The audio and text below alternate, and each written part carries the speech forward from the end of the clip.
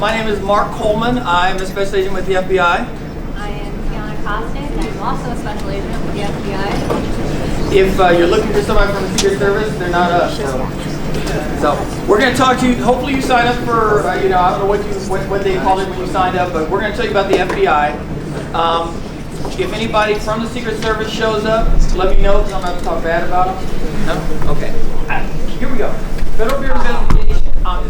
Federal Bureau of Investigation is the premier law enforcement entity within the United States, perhaps within the world. In terms of federal law, there are a lot of other federal law enforcement agencies, like the Secret Service is one. The IRS has agents that investigate crimes. Human Services has agents that investigate crimes. Food and Drug Administration. I mean, every federal organization has federal law enforcement aspects to it. The FBI, again, no Secret Service guys here, right? Okay, FBI is the best. It is. I mean, we're the top organization in the country.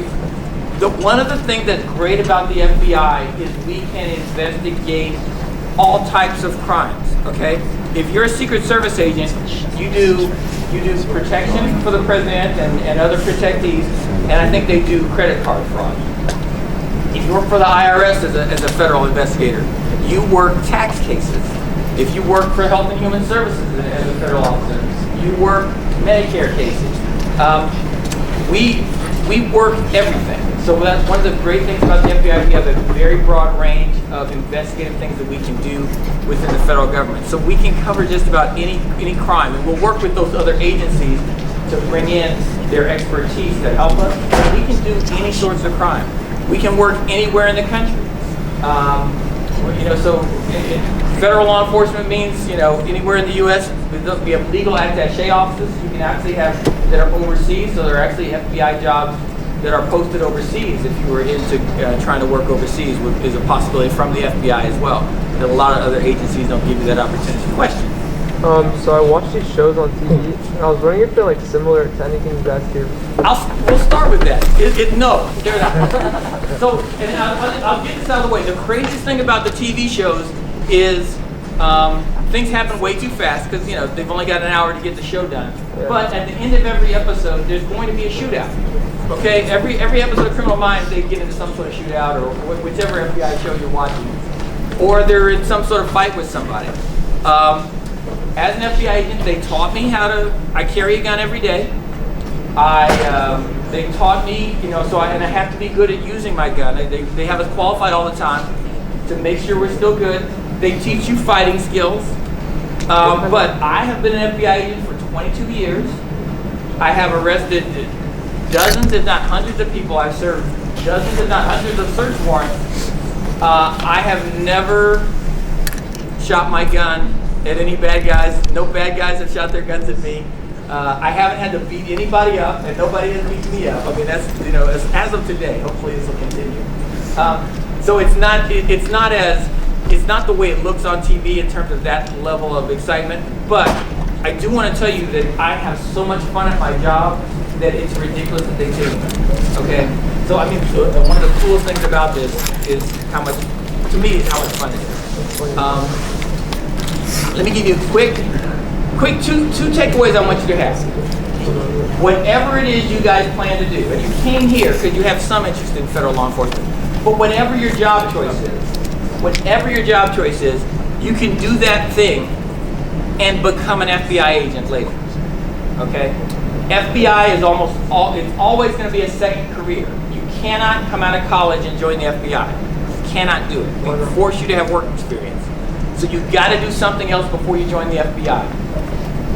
But whatever that thing is that you do, you can still be an FBI agent. That's your takeaway today. The other thing is, there are things you can do in your life that would ruin your opportunity to become an FBI agent by making bad choices. Okay?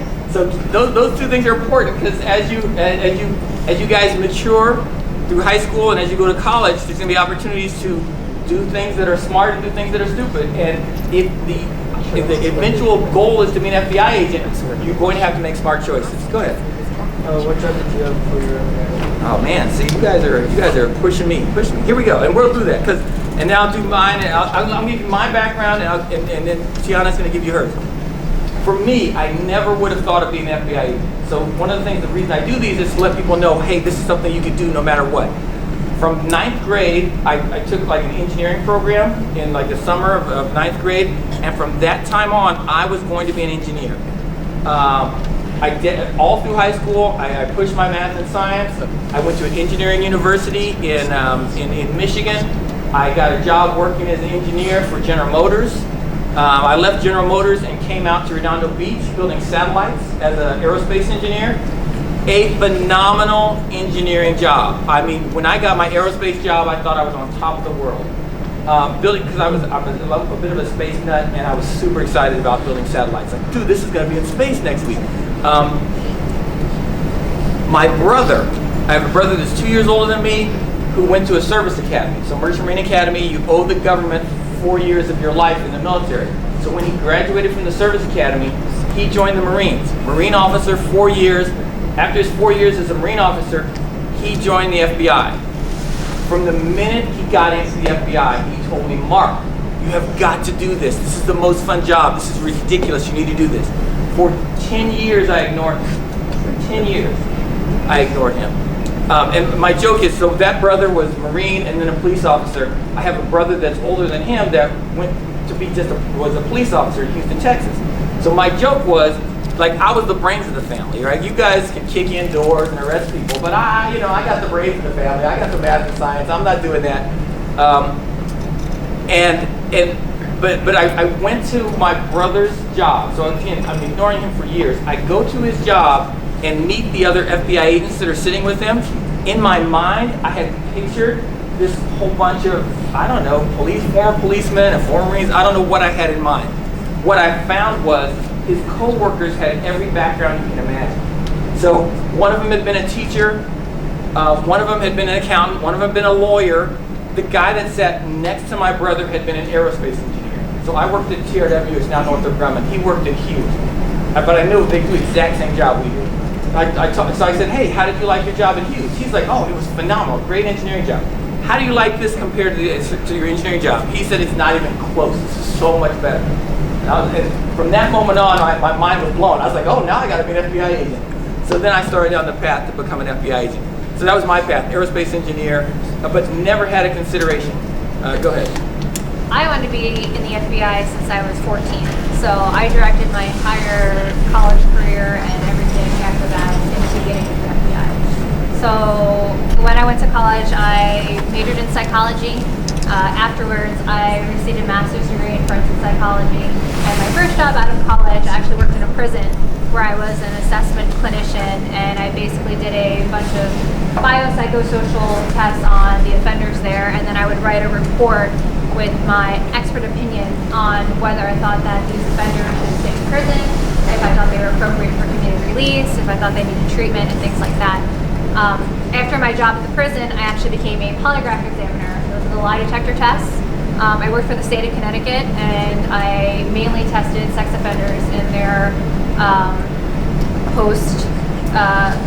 post-trial kind of probationary time. I did that for a couple years before I finally made it into the Bureau. It took me 4 years to get into the Bureau, from the time that I applied to the time that I actually had a class date at Quantico. So this is all I ever wanted to do, so it was very easy for me to direct my actions and forward college and things like that into what I thought was going to line me up perfectly to make me be a really good applicant for the FBI to take on.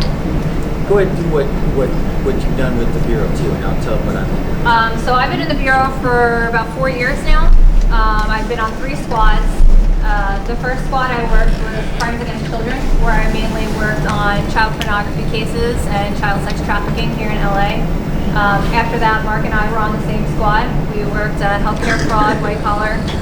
Did that for a couple years, and now currently I'm investigating matters on the darknet, mainly buying fentanyl and crystal meth from darknet vendors that are in the LA area. And for me, I came out of Quantico and joined the healthcare fraud squad, and I have worked healthcare fraud the whole time I've been in the Bureau. So, and my brother jokes, because he works a lot of cool things. He was on the FBI SWAT team, and he jokes that I picked the most boring FBI job there is. But I've had a great time. So it's been a lot of fun. Even doing what some agents might think is the most boring job has still been amazingly fun. So so I would disagree with him. But one of the things that's interesting is the partners, like the different people I work with. So that's her background.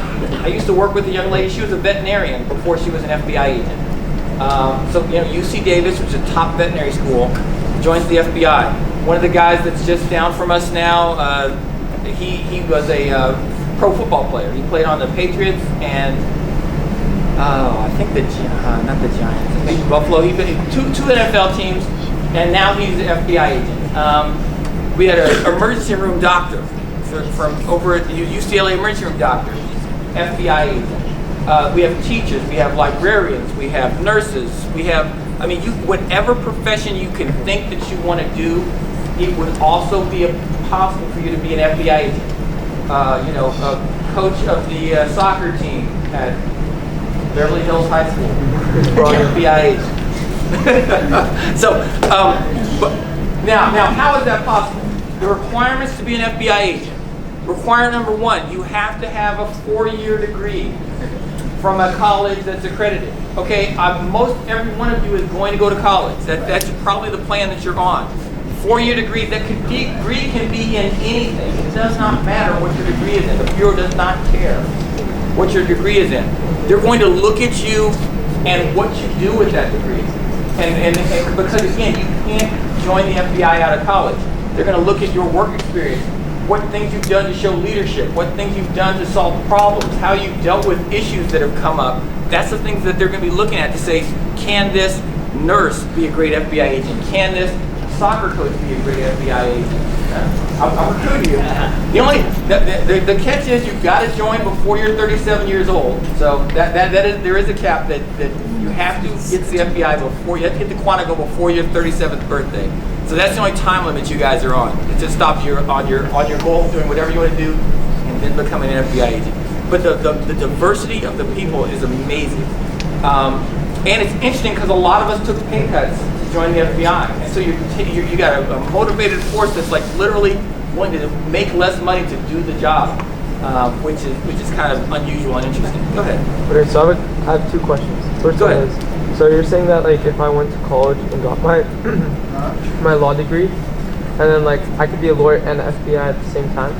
You would have to leave your law practice and join. So his question was, I go and get a law degree, I'm a practicing lawyer, can I be an FBI agent and a lawyer? You're going to be a FBI agent who used to be a lawyer. There are some opportunities within the FBI to do law things, like we have legal folks that give us legal advice within the FBI, and we also have sometimes some FBI agents go back and work as prosecutors to help prosecute our cases, but in general, you're leaving your old career behind. That being said, the medical room doctor, he tried to leave his career behind, but it was too valuable for the Bureau to let him leave it behind. So he initially was working Chinese organized crime, and once the Bureau figured out they had a doctor, all of a sudden he started doing these tactical medical things, and next thing you know, we lost him to headquarters, and now he's like a tactical medical lead at headquarters because it was they couldn't just let him. So some backgrounds they're going to use and some they're not. The main thing they just want is whatever you do, we're gonna put you into the FBI wherever we want to use you. We just need you to know how to think and know how to solve problems and be a good leader.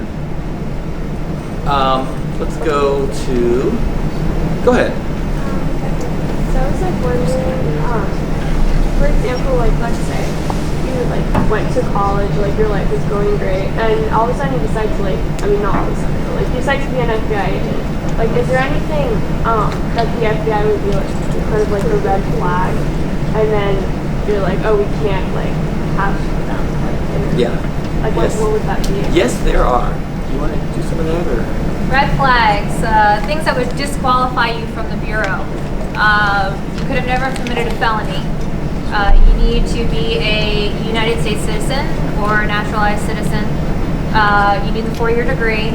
And where most people get hung up on is the drug policy.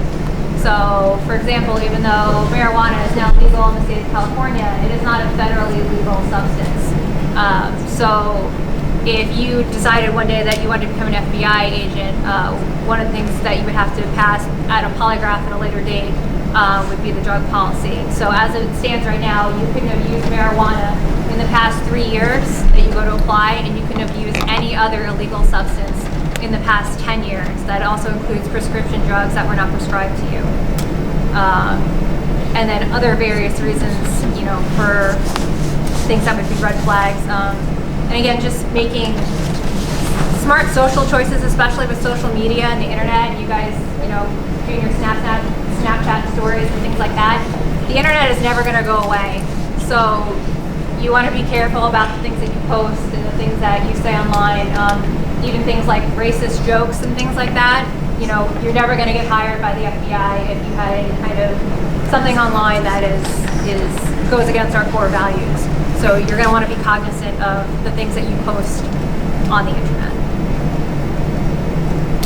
Go ahead. And is this all like once you're like 18 and older, or like let's say like you got suspended in high school and like a couple other things? In general, it's going to be 18. My biggest thing I just tell people is just be honest. Like when you make your application to the FBI, so if you did something when you're 18, most people can't have 2 years work experience until they're at least 23. So you can't join until you're 25. Anyway. Yeah, 25 is like the minimum age. So you know, most of the time your high school stuff isn't going to get in the way. If for some reason, like one of the things that is a no, like a hard no, is selling drugs. So if you sold drugs at any time, it's a hard no on the FBI. Now, you know, but I've had people come and they'll ask, and basically it'll go to headquarters and they'll make a ruling in terms of, some aspects of, hey, I had some extra Vicodin and I sold them to the FBI. That's a drug deal. You know, so again, making smart choices is a big deal. And then if you've got something that's in your past and you're applying to the FBI, the biggest thing is just be honest. You just get it out front. Say, hey, this happened when I was 21. I didn't get arrested, convicted of a felony, but this happened. Will this disqualify me? You can find out just by asking. We try to get people to not try to beat the system, because the polygraph and the background that we do is pretty thorough. So it's just best to be honest and say, hey, this is where I was and what happened. But the best thing is to make smart choices. Don't go down that road. Then you don't have to worry as much about where you're going. If this is the thing that's in your future, or you'd like to be in your future available to you, then make the smart choices as you're going through high school, as you're going to college, and you start your career. Go ahead. What's that?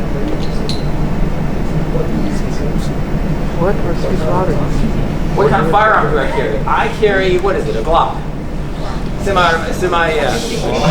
Semi-automatic Glock. Mine's 40 caliber. Are you still 40? I have both. I have Okay. a 40. Okay. They're switching to a 9mm, but yeah. So, but an interesting thing about the bureau, and I try to. Why do I think this job is fun? Okay, let me tell you why I think it's fun. I think it's fun because essentially it's like when you were playing cops and robbers as a kid. I mean, but I get to do it for my job. My bad guys are usually, I work white collar crime, so my bad guys are usually lawyers, they're doctors, they're business people. Some very well educated, some with very fancy lawyers and things. My job, if they committed a crime, my job is to find the evidence of the crime. Evidence is like witnesses, people see them commit the crime. There's documents that show the crime. There's computer records, there's bank records that show the crime. I'm digging in to find the pieces of evidence that are going to put this guy in jail. No matter how smart he is, no matter how powerful he is, I'm trying to break all those things down and find the evidence that I need to be able to present to him or to his attorney, and they say, you got me. And like one of the things I'm good at, and it's why you can have extra duties. So I'm also on the crime scene team, that's kind of like the CSI team for the FBI, where we go and process crime scenes. I like to dig into detail. So even on my cases, I will dig deep into details. And literally, I have gone through thousands and thousands and thousands of pages of bank records for this one case. And there were 2 times that the guy screwed up.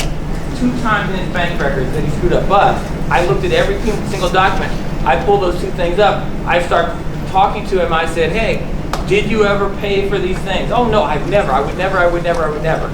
I put those 2 things in front of him, and he, and he doesn't remember he did it. He looks at them, and it's like, all right, he's in coma. What do I have to do? And next thing you know, I have a guy that's working for me, helping me solve my crime. To me, it's a lot of fun because I'm trying to put a puzzle together and put the information together that I need to solve the crime, to get enough, to get this person ideally to confess to me. And then the best evidence you can use is then people, if I can get him wired up and send him into other people, I can get some great evidence. So to me, it's a lot of fun. Your day is not the same day all the time. Some days I'm stuck in the office writing reports. Most of the time, though, like I said, the evidence is what people have seen. I have to go out and talk to witnesses. So we're all over the city talking to witnesses, trying to get them to tell us stuff. One of the things that's important to be a good FBI agent is being able to talk to people. Where did you learn to talk to people? You learned it in grade school. You learned it in high school. The things that the skill set that you need, you already have or are already building that skill set right now. Once I talk to somebody, I have to write a report. It has to have good grammar. It has to have good sentence structure. Where did I learn those things? I learned it in grade school and I learned it in high school. Okay? Again, the things that you need to be a great FBI agent, you guys are already learning them. You're going to go to 4 years of college. I have to get good computer skills. Where'd you learn those?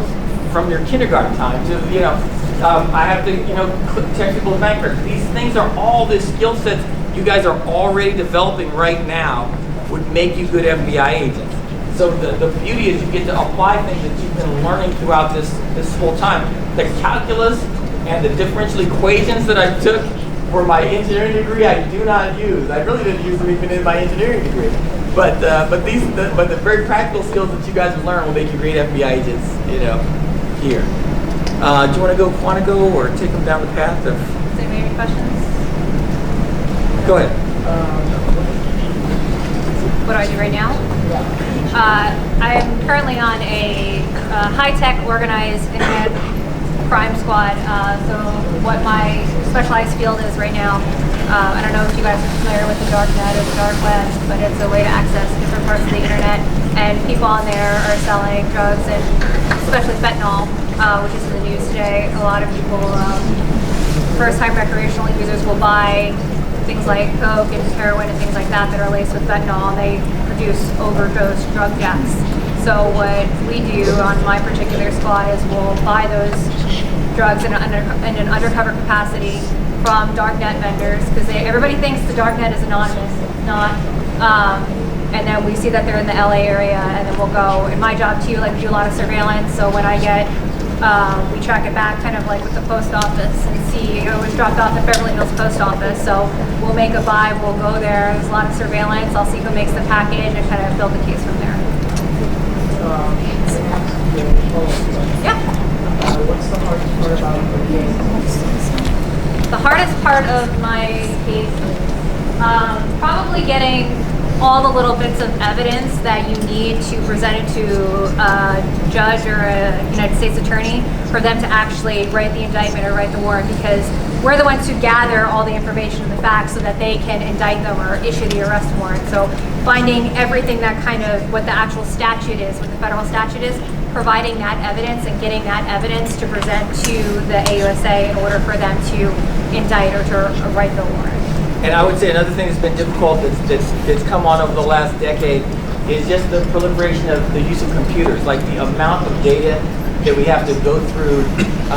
You can get like a terabyte on this on a little thumb drive. So it's like the amount of data that we have to go through to look for that evidence is painful right now, just because of technology has allowed so much more data for us to have to look at, and you have to look at all of it. And it can be difficult. Back row, either one. The FBI spy through your cameras on your phone? What'd you say? Do the FBI spy through your cameras? No. Should say yes. No. And listen, I mean, I'll play with my bad guys a lot, and it's like, listen, I know what, 'cause if I feel like I know what I think they said, I'll tell them I've been on their phone, and I'm like, oh yeah, I know, because people think the FBI can do everything. So it's like, oh yeah, I've been on your phone, I've seen your text messages, you know what, and then they're like, oh no. It takes we can get in there, but it takes a court order. It's a high bar we have to meet to get in. So it's not something that can be done very casually. Technically, yes, we can, but it's not something that we use very often. But Quick question. Yep. So like before you guys came here, were you guys like told what to say? Or, like, No, the FBI has no idea what I'm telling you right now. And that last one back there. In that case, what's the coolest tech supply that you guys have? Well, I can't hear you. What's the coolest like technology that you guys use, like spying here? I couldn't tell you about the coolest ones. Like some of the devices that we use to record people are very discreet, and I can't tell you about them because they wouldn't be as good. But when I first started, we used to like have to strap big things to people And wire. Oh my God! And so it's gotten so much better over the 22 years that I've been an FBI agent. The things are so much smaller and so discreet that I can videotape people, and they have no clue, and they would never ever they could literally grab it, and I could they would never ever know they were being recorded. Go ahead. Okay, so let's say like I decide I want to start a career with FBI, but also I want to have a family and I want to have a house and a nice car. Do you think the FBI would be able to do you think I can fund that just by working at the FBI? Okay, that's a really good question. You're not going to get rich being a federal law enforcement officer. I mean, the government has very fixed amounts that they pay for their jobs, and you could be the very best FBI agent. You're going to get exactly the same amount of money, that the other agent that's got the same number of years is making. So, I mean, I will tell you this: when you come out of Quantico, you're making probably $50,000-$60,000 a year. 5 years later, you'd be making over $100,000. But even 22 years later, I don't pay that much attention to what I make, but I bet I'm making about $150,000, and I'm pretty much near the cap. I can't make too much more unless I promote. I could become a supervisor and make more money. Well, you guys get benefits, right? Like insurance and stuff. Yeah. So it's good insurance. It's a government system. They have a great retirement system. They've got a great system for you to save your own money, like your like a 401k type system. Yeah. But you're not gonna be a rich man. Nobody's living in Bel Air. I'm only worried about the long run, like being able to support a family. Yeah, but you can support a family. But listen, the FBI is all over the country. Okay, if you're an FBI agent in LA and you make the same amount of money, pretty much in Jackson, Mississippi, or Mobile, Alabama. I mean, the guy in Mobile, Alabama can live in a sweet mansion, or even Houston, Texas. I mean, the houses in Houston are like $300,000. So you can work, you can move to a different office if you get a different lifestyle, but you'd have to live in Mobile or Jackson, or it's not LA. Like I would never leave LA, and I would, my wife would probably like me to make more money, but we live in the house we live in, and you live within your means. I've been able to save a lot of money, and I'll be able to retire. I could retire any day right now. I could retire right now and not work again. So And then last thing, I think everyone's dying to can we see your badges now? My badges, our badges and all that. Like come out of a wallet or something. For the FBI, it's all about creds. So badges aren't big for us. For us, it's creds. So it's all about. Mark Holma with the FBI. I need to ask you some questions. I love doing that because people freak out. So the credits kind of for the FBI, it's all about your credentials. Interesting thing. Another interesting thing. FBI is responsible for crimes aboard aircraft. Okay, responsible for crimes aboard aircraft. We are the agency that does that. So every time we fly armed. So even when I'm flying on vacation, I'm armed, unless I'm flying overseas. So that's an interesting aspect. That the FBI agents, if there's FBI agents on your plane, you have armed agents on your plane, but you would never know it. We have to go kind of a different route to get onto the plane, obviously. But that's kind of an interesting aspect of the job. We have other interesting aspects of the job. We have you're an agent, you're working, she's working the dark web, I'm working healthcare, this guy works kidnapping, this person is doing counterintelligence to make sure that the foreign governments aren't stealing our secrets. You can also have these collateral duties. So the collateral duties, like we have a SWAT team. So you could be, you're working your regular cases, but you're also on the FBI SWAT team. I'm on the CSI team, essentially, the evidence response team that processes crime scenes. We have crisis negotiators. We have bomb techs. We have a scuba team. There's a team that dives for underwater evidence. We've got people that fly for the Bureau. We have a pilot that's agents that are flying the Bureau airplane to follow people around. We have agents that do nothing but follow people around on surveillance, professional surveillance team. There's all different sorts of things you can get into once you're in the FBI that can be interesting too if that's something that you're into. In the back. I heard that when you apply for the FBI, you have to take like a special test or something. Except like. You want to run that down?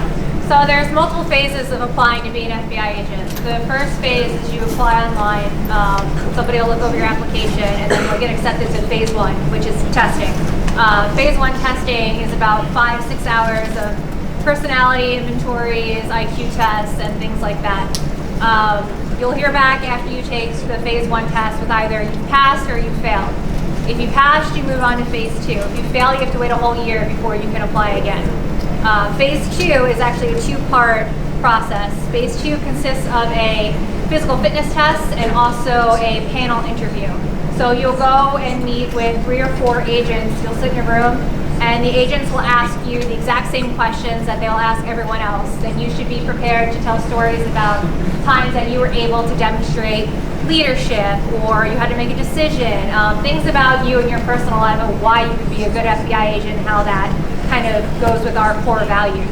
The second part of phase 2 of that interview is also a written kind of report. So you'll get like a mock case file with different credit card records, phone records, interviews, and things like that. You'll have a chance to review the file, and then you have to write kind of like an essay to your supervisor about how to move the case forward. That's the written interview part of phase 2. If you pass that, then you'll take your physical fitness test. Physical fitness test is a very specific way to do sit-ups, push-ups, a sprint, and a 1.5-mile run that you have to do at certain times and things like that. The scales are different between men and women, but you need 12 points overall to pass that. If you don't pass phase 2, again, you'll have to wait a whole year before you can come back and reapply to phase 2. After you pass the physical fitness test, you'll go on to the background investigation / polygraph. You will fill out lots of paperwork about basically the past 10 years of your life, every job you ever had, everywhere you've ever lived, every school you attended, every roommate you ever had, and then you'll sit for the polygraph. And this is where a lot of people think that, oh, I could beat a polygraph, it's not that big of a deal. There's a lot of people in the polygraph. The questions in the polygraph are, make sure you're not a felon, you're not giving money to any kind of foreign terrorist organizations, are you in violation of the FBI drug policy, things like that. If you pass your polygraph, that's when they'll start the background investigation, which can take anywhere from 3 to 9 months, depending on how many places you live, how many jobs you've had, things like that, who they go and talk to. If you pass your background check, you will then take a physical, medical exam to make sure you're fit for duty. So you'll go to a doctor, he'll do a bunch of medical tests, they'll check your heart, blood, eyes, ears, whatever. And then after at that point, you'll get a class date to go to Quantico to attend new agents training. Before you go to Quantico, you will have to retake the physical fitness test to make sure you're still physically fit enough to actually attend new agent training in Quantico. Is that And then also, what is the minimum for your IQ level that you need to get into the FBI? What is what? Like you said, you have to pass an IQ test. What is the minimum level for that? It's a combination. It's not like there's a number on an IQ test. It's multiple different tests, and I'm not sure how they pass or fail you, but it's a combination of written tests. Yeah, it's almost like a psychological evaluation. So you can't tell what the right answers are supposed to be. You just answer them the way you would answer them and hope that it equals what they think would be a good FBI agent. All right, I'll pick it. Right there. When you do a case, do you ever feel bad? Oh gosh, yeah. She says, when I'm doing a case, do I ever feel bad for the people? I try very much to stay away from meeting my people until I'm deep into the case because I have a lot of empathy for people. So after I arrest them, I feel really like one guy, he's from Nigeria, and I'm super scared he's going to get deported, in the world that we live in now.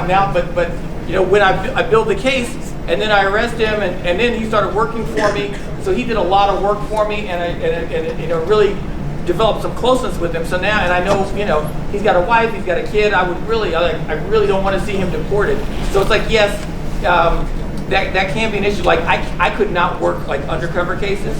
Like the guys that go undercover, like I could not be that close to my people and gather evidence on them. I would feel horrible about it. So that would not be a good match for my technique. But other people, I'm not as empathetic to you. yeah. So a lot of people, they don't have any problem with that. So it just kind of depends on your personality.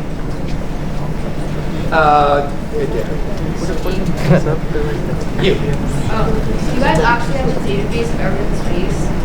Yes, every single thing. No. But no, we can get the driver's license information now. So that's the best. The best we can do on that is like driver's license information. We can go to the DMV and get information on people. Go ahead. Like in your school, like do we have somebody? There obviously are people that work undercover for the FBI.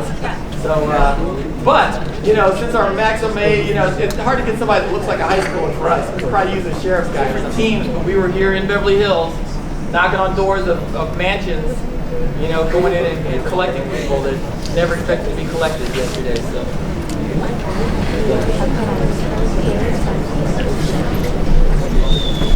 The question was, what's the most dangerous case I've worked on?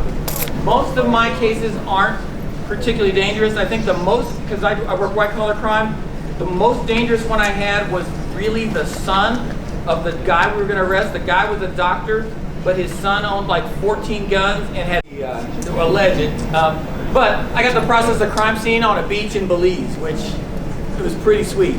So 4 days processing a beach, but it was hard work doing the scene. But it was on a beach in Belize, so that was pretty good. I also got sent to the Athens Olympics. I spent 30 days in Athens, or in Crete in Athens, doing a counterterrorism mission for the Athens Olympics.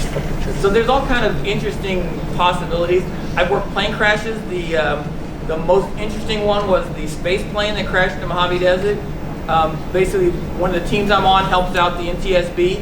So when there's plane crashes in the area, so for an aerospace guy to do a space plane crash, I was super stoked. I mean, I didn't make the plane crash, but as soon as it crashed, I was sitting by my phone saying, space plane, space plane, space plane. And then they called me. I was like, space plane! So like an idiot. But go ahead. Yes. Since you guys work with the FBI and stuff, do you guys know if aliens exist? Yes, aliens exist. There's a 302. If you look online, there's an FBI report about Roswell or something, but no, as far as I know, they don't exist. We don't know any secrets, at least. They don't let us in on that. Because we have time for maybe like one more quick question, okay? All right, I'm going to try to pick somebody. Is that a good one? Hey, right here, bro. Right back there. I'm going there. No, you. Yeah, you with the. Yeah, right there. Yes, you. Yes, you. Yeah. Okay, good. All right, I have a very good situational question for you. Okay, so let's say like you're off duty and you're like let's say for example like you're just chilling, like drinking like Starbucks or having a drink, and then all of a sudden you see like some like old lady get robbed, or you see some something bad happen. Can you like step in and pull your gun out, like get on the ground or something, or no? Yeah, you can. You have to be careful with that because I investigate federal crimes. So the answer is technically yes. If I see a violent act in my presence, I can address it. In general, we try not to get involved. Like if I'm in the liquor store and a robbery happens, I could pull my gun and stop it. But you got to make decisions about what's safe and what's not. Like, could you be like a vigilante? Like yeah, but you can't be like. I can get in trouble for like if you're shoplifting if you're shoplifting at Macy's. I can't. If I tackle you for shoplifting at Macy's, it's just like one of you guys tackling somebody for shoplifting at Macy's. Okay, I'm Special Agent Mark Coleman from the FBI. Special Agent Tiana Kostick from the FBI. And we're here at the Beverly Hills Career Day. This has been a fabulous experience. We got like a million great questions out of the young people here. So it's been a really great opportunity to kind of share what we do and get some feedback from you guys about what's of interest to you. So it's been a great time. Thanks for having us.